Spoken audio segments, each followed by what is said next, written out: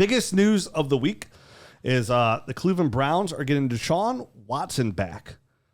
So what does this mean for the offense? And to me, this is when we were leaving the game on Sunday, Garrett, we were talking. I was like, man, it's weird to see a franchise that's about to completely alter their team to a different team week 11 this season. Like take a big step forward. Like they're about to get a franchise quarterback week 12 of the NFL season. And that's what the Browns are doing. They're getting an elite quarterback. We're talking about somebody that's won at every single level he's ever played at. You know, this is a guy who won a national championship against Alabama, but Clemson, you know, you didn't put him back on the map, but he elevated Clemson, won at high school, came in as a rookie, played really, really well. You're talking about somebody came in and led his position in points per game as a rookie in 2017. He was top 6. He was 5.46 in that category as a points per game basis as a fantasy football quarterback. He's somebody with a very high passer rating, top 3 since he's come into the league. When he was in 2020, last time he was on the field, which was about almost 2 years ago, year and a half ago, excuse me, he led the NFL in passing yards, yards per attempt, had a career high in completion percentage, career high in passer rating, had his lowest interception rate. And that was even without his best weapon, DeAndre Hopkins, who had just gotten traded. Yeah. Will Fuller didn't play for 5 games. DeAndre Hopkins got traded. No one even on that team during that record-setting year had more than 50 targets except for Brandon Cooks. His weapons were Will Fuller, who missed multiple games, Brandon Cooks, Darren Fells, Kiki Kuti, Randall Cobb. Forgot about that guy. David Johnson, like Farrell Brown, you know, who's now on the Browns. So, I mean, he had a way different team. Now he's got Nick Chubb. He's got Kareem Hunt. He's got a better offensive line. He's got David Njoku. He's got Amari Cooper. He's got Donovan Peoples-Jones. He's got David Bell should get elevated. But his deep ball and his deep ball accuracy is so nice. And having Amari Cooper and definitely having Donovan Peoples-Jones, it's going to definitely change the dynamic of their fantasy outlook. And right now they've been playing really well. Jacoby Brissett, somebody who's come in and he's been, according to PFF, he's been 8th overall through the first 11 weeks of the season, according to PFF. Like Brissett's played pretty solid. And that's what he is. He's just a solid quarterback, right? That could come in and kind of give you the record. He's a 500 quarterback, usually right around there. And now they're having an all-pro kind of quarterback come in. So it's going to really change. It's going to open things up for Nick Chubb. The passing game's going to open up. And you can expect a boost. I think we've all been pleasantly surprised about Donovan Peoples-Jones. Yep. We mentioned last year that Donovan Peoples-Jones was a great buy. Yeah. We also mentioned Harrison Bryant expecting David Njoku to leave. He didn't end up leaving. Got the extension. So Donovan Peoples-Jones should really, like, if you're looking for a receiver to buy, somebody's probably going to get you anywhere from 9 to 15 points per game. Donovan Peoples-Jones would probably be that guy, even though he just scored his first touchdown since week 1 this past week. But you would expect the touchdowns. He's the guy I mentioned last week, as the guy to go try to get before Watson gets here. So I did mention him as well. I feel very similar. Yeah. His deep ball, the touchdowns should increase. I mean, when you're talking about Jacoby Brissett, who's done really, really well, is averaging 11 yards per attempt. And he's got like a 3.6 touchdown per attempt on his passes, where in Houston, Watson averaged 12.5 yards per vertical attempt, and he had 9.4% touchdown rate. So both of those should increase not only their yards and production, but their touchdown production as well, which is where the bread and butter is when it comes to all fantasy football production. Sure. So for me, with Deshaun Watson coming back, if you've held on to for these last couple of years, that's exciting because you got to finally put him in your lineup. Like I have multiple Deshaun Watson shares. I've sat them. I'm fine.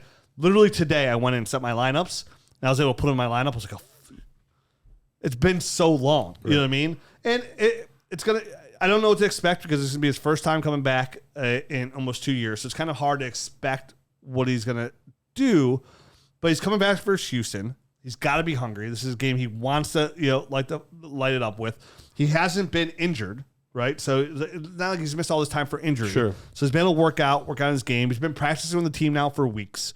What do you guys think about Deshaun Watson now coming back? And where does he sit amongst your dynasty overall quarterbacks? Because for me, he's probably right around like 5, right around there currently. With the anticipation he'd go up, like guys like Joe Burrow ahead of him, and then obviously the other 3. But like I personally would rather have Deshaun Watson than Kyler Murray. from a fantasy perspective, I could definitely see that in a longevity standpoint. I think I have him probably around 10, and that's because he hasn't been in the lineup for 2 years. I mean, you know what I mean? I had to put other guys that were doing things. But today, I'm talking about now, like, knowing he's going to start on Sunday.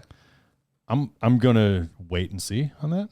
I'm not sure what to expect out of him. I don't know what to expect from a mental standpoint. I don't know how would you handle that? I mean, going to all these different, like, especially starting off at the place where they just got rid of you, and there's going to be, you know, women in a suite that accused you of doing things there at the game and present. Like there's a potential that every single stadium, it could get very ugly every single week for this guy.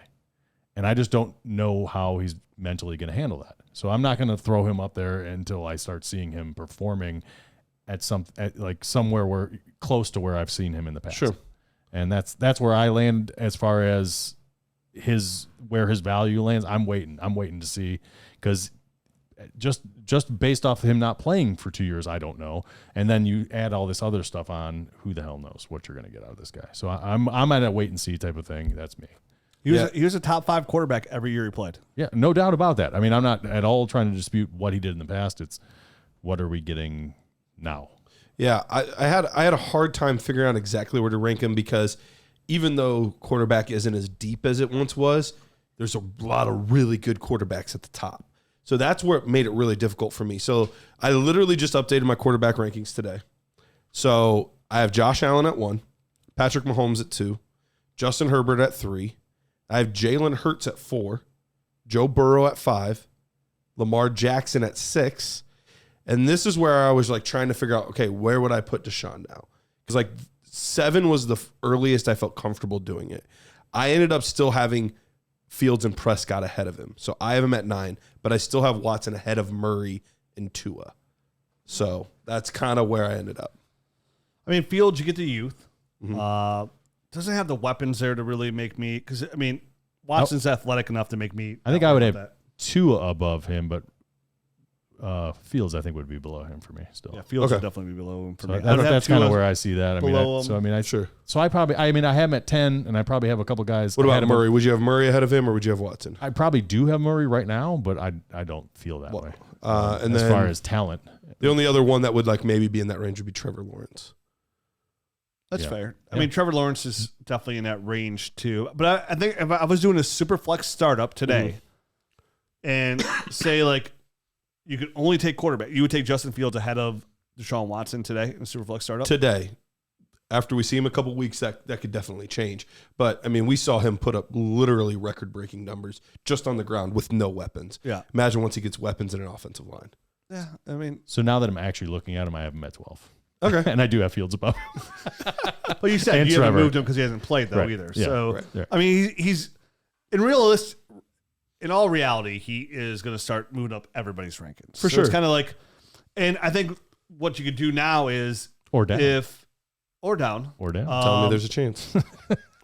maybe there's a buy window there. What about like, so I think pretty safely you would still have Allen, Mahomes, and Herbert ahead of him. Oh yeah, for sure. What about that next tier? Hurts, Burrow, Lamar Jackson. Where would he fit in with those guys? I think like him and Hurts to me are pretty close. I would let my homerism take me in there, and I would take Watson over Hurts. Okay. But I've completely flipped on Hurts, where like he was like, oh, this is going to work out long term. Like he's a long term answer there. Like he's grown so much. I was wrong about Jalen Hurts. Yeah, like, I have Hurts at 5. Yeah, I've come all the way. He did the Josh Allen like glow up. Yeah, where he went from like this not super accurate guy to, you can clearly tell he put in the work, he put in the time, and he's a polished passer now, as well as a ridiculously good runner. He's made the list for me of people I was dead wrong about. Yep, like DK Metcalf is on that list. Jalen Hurts is on that list. I'm not putting Derrick Henry on that list because he was bad. I knew you weren't going to. He was bad for 3 years. He was bad for 3 years. Never going to give it up. That's a long time. That's a long time. That's a long time. Because if I'm going to leave Derrick Henry was really good for 3 years, but he's also not good for 3 years. So I'm just saying. I won't put him on that list. But he's like, I'll mention Derrick Henry with an asterisk. But you know what I mean? Besides that, I mean, everybody else that we've hated on, people tell us that we're dead wrong about, like guys like Chase Claypool and these guys have one good game. They're like, oh, in your face, nerds, and you're like, okay, what this is Dynasty long-term value. Right. Like, It's not just same 1 thing. week. We're sitting here talking about James Robinson. Like, dude, you got to sell James Robinson. You got to sell him. People are like, oh, he had a big week. And you're like, oh, in your face, Rich. And I'm like, oh, that's just 1 week. He does it next week. And I'm like, listen, dude, that's fine. Maybe I'm wrong. I wasn't wrong.